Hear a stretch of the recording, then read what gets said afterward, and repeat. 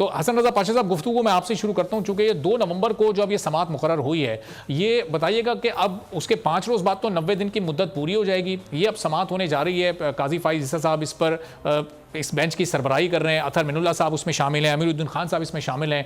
तो अब बुनियादी मुतालबा क्या है? 90 दिन वाला मुतालबा तो नहीं पूरा हो सकेगा, ज़्यादा से ज़्यादा इस केस में कार्रवाई कहाँ तक जा सकती है, क्या हो सकती है? बिस्मिल्लाहिर्रहमानिर्रहीम। बिल्कुल जनाब की बात है कि 90 दिन के अंदर अंदर तो अब इलेक्शन होने वाला सवाल ही नहीं पैदा होता। लेकिन एक चीज सारे फरीकैन मुत्तफिक हैं इस बात पे कि अब जल्द अज जल्द इलेक्शन हो जाने चाहिए 90 दिन की बात को छोड़ के, और सब सुप्रीम कोर्ट की तरफ देख रहे हैं। और यकीनन लग भी ऐसे ही रहा है कि सुप्रीम कोर्ट ऑफ पाकिस्तान ही अब इलेक्शन की डेट को अनाउंस करेगी, या जो मुतलका इदारे हैं मसलन सदर पाकिस्तान या इलेक्शन कमीशन ऑफ पाकिस्तान, तो या उनसे इलेक्शन की डेट और स्केड्यूल अनाउंस करवाएगी, क्योंकि पहले ही बहुत देर हो चुकी है और इलेक्शन वक्त की जरूरत है। इनका होना मुल्क के लिए बहुत अहम है।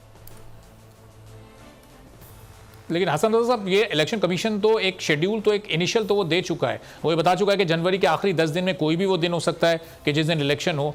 तो इलेक्शन कमीशन, आपको क्या लग रहा है कि अब सुप्रीम कोर्ट पाबंद करेगी उनको कि आप जल्द अज जल्द इस डेट को अनाउंस करें, या फिर ये अभी 30 नवंबर तक का तो इंतजार बहरहाल करना ही होगा डेट के लिए? देखिए, ये एक टेंटेटिव सा था कि जी के जनवरी के आखिर में होगा, कोई डेट नहीं है।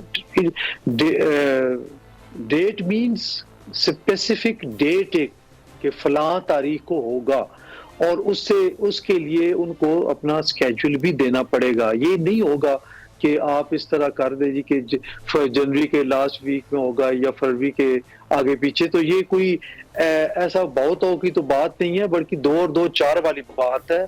तो मैं समझता कि कमीशन ऑफ पाकिस्तान ने कोई प्रॉपर तरीके से कोई डेट अनाउंस की हो, और ना ही ऐसे तरीके मुल्कों की तारीख में इख्तियार किए जाते हैं कि जो इस वक्त इलेक्शन कमीशन ने एक टेंटेटिव हफ्ता दे दिया, डेट नहीं दी।